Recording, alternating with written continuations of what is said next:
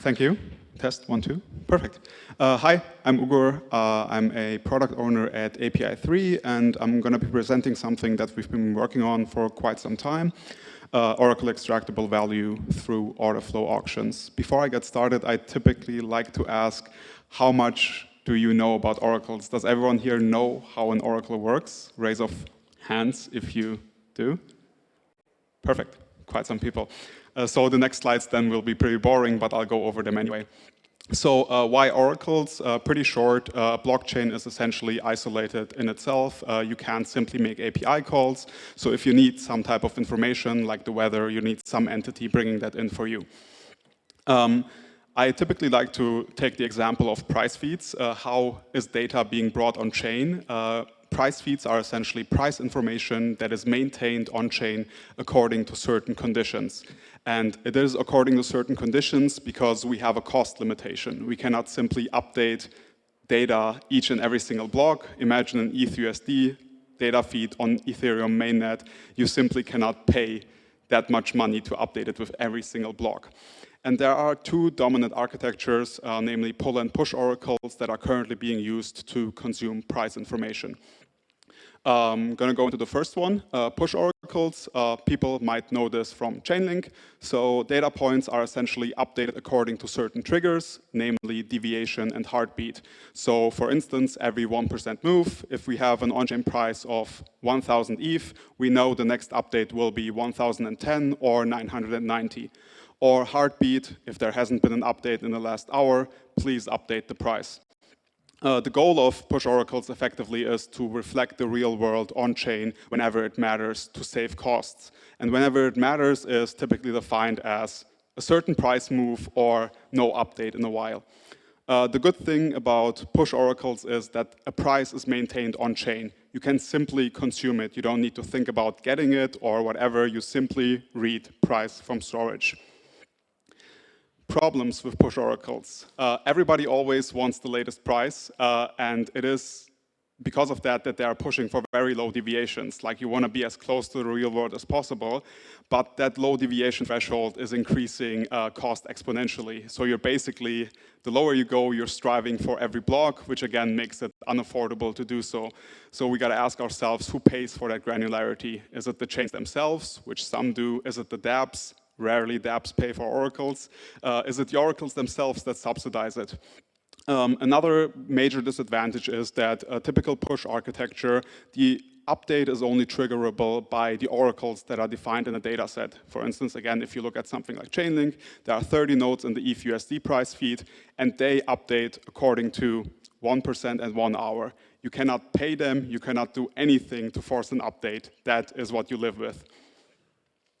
Which brings me to pull oracles. So pull oracles, something like PIF does this. They maintain essentially the price somewhere else on their own chain, and you can pull it onto the chain that you want to consume it on whenever you need it. For instance, a user could be opening a leveraged position 20x long on ETH, on Quanta, and for that they want the latest price, and they pull the price on chain with opening their position. Or a searcher could be updating a price to liquidate somebody on a lending market. The goal here, similar to push oracles, is to reflect the real world on-chain whenever it matters, just that whenever it matters here is defined differently. We actually take the actual interactions. When a user uses the protocol, when a searcher wants to liquidate someone, that's when the oracle events happen. Which basically brings me to the bottom point. The data is not being maintained on-chain and needs to be written every time it is needed, but anyone can do so as long as you pay for the transaction costs. The problems with pull oracles. So since there's no maintenance of price information on-chain, you literally have to pay every time you want to use it. So you pay every time for the oracle. Who pays for this? Namely, users and searchers. And there was a really interesting discussion about this in the Aave forums lately, where one of the core developing teams of Aave basically said that from a technical standpoint, it's not really possible for them to change Aave from a push to a pull model because it has two great implications on UX and the protocol. Just imagine you want to take a loan on Aave and not only paying for the contract interaction, now you also have to update the price every time. Funnily enough, I think one of the solutions that was suggested is that somebody just runs a quote-unquote price pusher to take the price from there and update according to 30-minute heartbeats and 0.25% deviation, which effectively just turned this pull architecture into a centralized push architecture, which makes little sense, which effectively brings me to this major disadvantage. It is a new architecture that is not as proven as push oracles yet, and requires major changes to the protocol design at UX. So people simply currently don't want to do it. Which brings me to what is MEV. So all of you probably know MEV stands for maximum extractable value, and it is a hidden fee that is imposed on blockchain users by more strategic third parties that are extracting value from their transactions. The best example for this is probably the sandwich attack on a decentralized exchange. You want to buy 50 ETH worth of Pepe, somebody sees that in the mempool, they buy before you, they sell after you, they extract value from you. What does this have to do with oracles? So Oracle extractable value is basically a subset of MEV that is related to how oracles function. dApps use oracles to determine prices on their supported assets, which means that any update to a data feed, or even the lack of such an update, can create opportunities for value extraction. This could be front-running. This could be front-running, for instance, you do something before an Oracle update and after. It could be arbitrage. The off-chain exchange is further ahead than the on-chain equivalent, so you arb the difference, or liquidations. So effectively, similar to MEV, OEV just describes the value extraction by more strategic third parties, but related to oracles. A quick example, I think, that everybody here will understand. This was last October, the GMX front-running Oracle updates example, which triggered them to make some changes to their protocol. So effectively, GMX, for those of you who don't know, is a derivatives protocol that is based on oracles instead of an order book. So you can open a position directly at Oracle price and close directly at Oracle price. The problem is you can monitor the mempool for Oracle prices. So you know when an update occurs, you can buy before the update, you can sell after the update, you profit. And you can repeat this indefinitely. There's nothing they can do to stop you.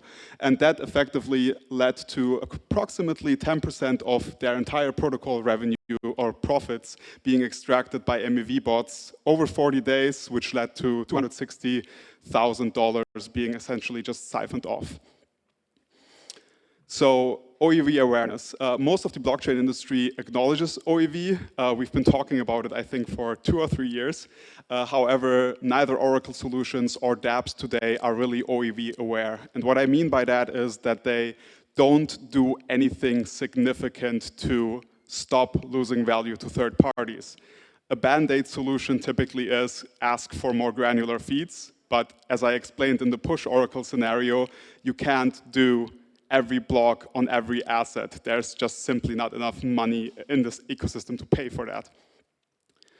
So how do we solve this problem? We need a solution that effectively eliminates or retains most of the OEV that we lose to third parties, while at least maintaining current user experience. What I mean by that is there is reluctance to switch from the known push model by simply reading data to something like a pull model, while we also do not jeopardize the integrity of data feeds. We were effectively building such a solution for quite some time, and we looked what is currently already out there in the MEV industry, and the typical thing are order flow auctions. You as a user can redirect your order flow. If you create transactions, they might be related or they might create MEV, and you can route your transactions effectively to a private mempool that promises not to gossip your transactions, extract the MEV, and distribute it back to you. Good examples for this are MEV blocker or Flashbot's MEV share. The problem mainly is, and there are quite a lot, why we can't route Oracle updates through there. The biggest one is that these auctions introduce latency, and Oracle updates shouldn't deal with latency because that is jeopardizing the integrity of the data feed. You can't just effectively update a data feed 30 seconds later because you're waiting for an auction result. So what we needed was an order flow auction that is specialized for OEV. So we were thinking that we need the Oracle nodes that effectively update the data feed based on deviation thresholds on the public mempool. So there's no delay, there's no auction, nothing we need to wait on. So the classic model that maintains it. But in addition to that, we run an order flow auction, basically oracles getting updates, and allow searchers to bid for these updates. So effectively, whenever there's something, some value that they can extract, they make a bid for it, they get it through a meta transaction, and then they're allowed to update the data feed. This design effectively maintains the security guarantees that the data feed has, while allowing to generate value that Oracle order flow generates to be auctioned off. What allows this is what we call the OEV relay. So this right here, and what that does is it's effectively collecting signed data from all oracles that are within a data feed, and then the auctions are auctioned off in a sealed bid auction. Sealed bid means somebody makes an offer of 900, but they don't see what everybody else bids. So everybody bids what that update is worth for them. The winner then gets a meta transaction with that contains the information of how much they bid and all the signed information, and they can use that to update the data feed and net all of the rewards that come with that. One big issue that we still had with that is if somebody updates because they can liquidate somebody on Aave, that price update might actually also cause OEV, for instance, on synthetics. How do we deal with that? Which effectively brought us to data feed proxies. So instead of everyone reading a base data feed, we thought it might be wise that every dApp has their own data feed proxy. These proxies are effectively reading the base data feed, but are updatable through the OEV relay. An update is only accepted when the meta transaction and the payment are made to the proxy, and since each dApp has its own proxy, you know precisely where the OEV was generated. So for instance, a searcher makes a bid on ETH/USD specifically for Aave. That has nothing to do with what happens on synthetics, so they can exactly know they're bidding to update for Aave. The big picture is then effectively this. I'm going to start on the right side. We have the dApp. The dApp reads their dApp-specific proxy, and that proxy underlying reads the base data feed that I talked about. This data feed, similar to something like Chainlink, is updated by a bunch of Oracle nodes on the basis of deviation. So this could be at 1,000, and we know the next update will be at 1,010 or 990. But if there's a searcher that says it's 999 and I want an update now because I can liquidate somebody, they can make a bid, get signed data from all of these, and update this dApp-specific proxy. And this proxy essentially prefers the more recent update, which is determined on timestamp. So they then essentially pay directly to this contract, update it, and with that update, they can extract everything that they want. Simple example, which makes it maybe more appealing to everyone. Everyone knows Aave, I hope. Aave uses oracles to determine the value of assets, and borrowers are, for instance, liquidatable on the basis of said data. One big issue that dApps face, or let's say one big thing that dApps do is they give people a liquidation incentive to liquidate somebody. And the typical problem we face there, because there are a lot of lending dApps trying to optimize for this, is this incentive is typically percentage-based. So when there's a $1,000 liquidation and you liquidate somebody, the searcher gets like $20 for it. You have to keep this rather high in order to be incentivized enough to do this on low amounts of money. But when we are looking at something like this, you suddenly are paying somebody 10K for simply liquidating somebody, which when we spin larger gets pretty inefficient. Not only are you essentially giving them too much credit, you are taking away more collateral from the borrower than you should be. Which brings me to Aave push, the classic, how Aave currently works with push oracles. Imagine we have an ETH/USD price feed with a 1% deviation and the on-chain price is currently $1,000. We know, as I said 5 times probably already, the next update will be 990 or 1010, but there's a user position that is liquidatable at 995. In this current Aave model, we need to wait for the Oracle update to occur in order to liquidate the position. We can't do anything, we just wait for the oracles. Once updated, the value is essentially being extracted by external players. Nothing flows back to Aave, the user gets essentially liquidated, and the value just goes to the external people monitoring for such liquidations. And to top it all off, due to this update mechanism, the user is actually not getting liquidated at 995, they are getting liquidated at 990. So they are losing more collateral in the process than they should be. What if we use the pull oracle model on Aave? A pull oracle model would actually be better when it comes to liquidations, because liquidations can occur directly at 995. The user gets efficiently liquidated directly when they should be, but the big issue is that the value is still being lost to these third parties. And we're speaking more of the bigger liquidations, so you're effectively, because somebody is liquidating them, having to give them 10K out of your pocket if we talk about a $500,000 liquidation. And like I mentioned in the slides as well, the overall UX implications of switching from a push to a pull model are currently simply too high. Which brings me to Aave on an OEV data feed model that we have been working on. So with the OEV data feed model, we focused on maintaining the typical push infrastructure that is out there. Aave doesn't need to do anything different. They simply read price. The users don't need to bring Oracle updates on chain. The protocol doesn't need to change anything. You simply read from storage. On top of that, liquidations can occur at 995 because searchers can simply go to the OEV relay, make bids, take those signed data updates, update the oracle, and effectively liquidate the person. The user gets, like I mentioned, efficiently liquidated because they are getting liquidated at 995 instead of 990. And because searchers actually compete, searchers already compete when we talk about MEV, but the main difference is that these proceeds go to validators. With OEV auctions, we actually bring the auction process itself to the oracle. And we as API 3, similar to MEV Blocker or Flashbot's MEV Share, have a 90-10 model where we redistribute 90% of the proceeds back to the dApp.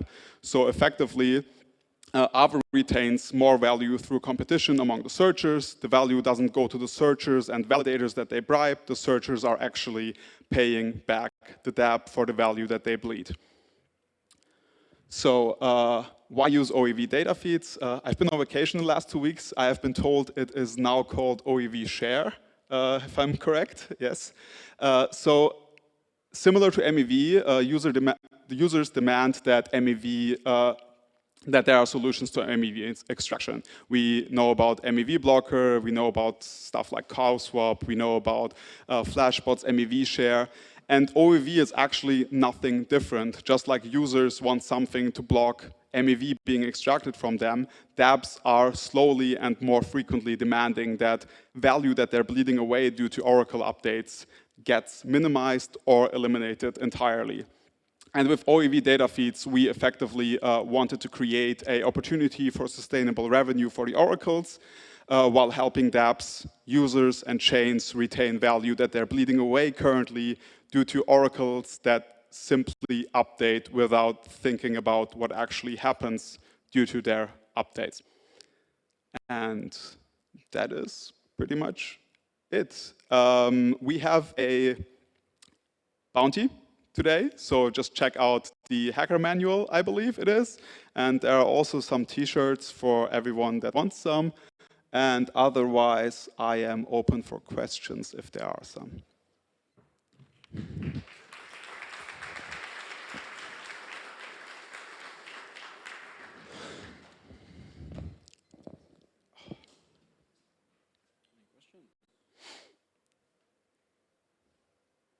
Okay, I guess. All good? Perfect. All right, thank you. Oh, I think there was one. We do, okay.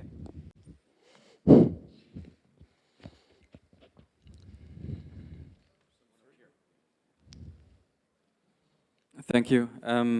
Just one question. If we have a trading protocol, for example, or lending protocol, which relies on Oracle data, and we want to avoid that value is extracted based on updates, and we know that the update is every 0.25%, for example, wouldn't it be then the easiest way to just charge as much fees so that the update, if it's only by that value, will basically cause the loss for the difference for the searcher, for example? For the searcher, the problem is if you're charging money, you're making your protocol in one way or another more inefficient due to the fact that the Oracle is not optimized for your use case. So what you're going to do is you're going to charge the searcher more, which in effect might endanger smaller liquidations. Like smaller liquidations are already a big problem because you have to incentivize searchers to actually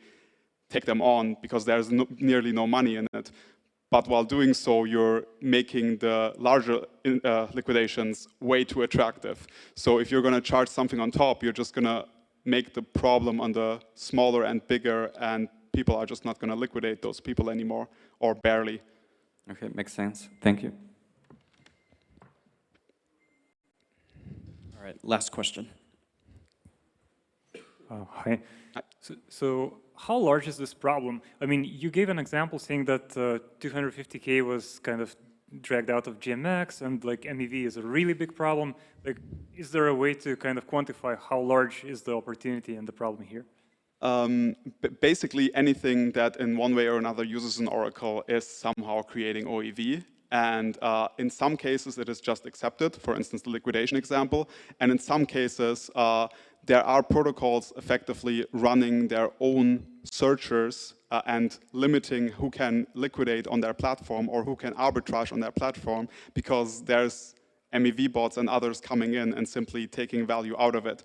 And we're not talking only about like front-running Oracle updates or liquidations. Like there are bigger market makers or entities arbing the difference between off-chain and on-chain values. And there's nothing that the protocol alone without the Oracle helping can do about that. And maybe also like one thing, we're currently in the alpha with this, and we have like, I believe currently 5 dApps that are alpha testing this with a bunch of searcher groups where they can essentially do that. And what happens is just that like the value is not eliminated. It is still there. You're just making it so that these searchers, similar to something like MEV blocker or whatever, they're competing with each other. And instead of this money that they're currently paying to validators for priority, they're actually paying to the auction host, in this case, the Oracle operator, but we, effectively similar to MEV blocker, redirect almost all of it back to the dApp. So it's not gone, we're just making it so that the money stays in your pocket. Like I think our co-founder likes to say, imagine you have a leaky pocket, and when you walk, there's something falling off, and like every 90 cents you drop, or every 100 cents you drop, we give you 90 back and we keep 10. Thank you, Ugur. Perfect, thanks.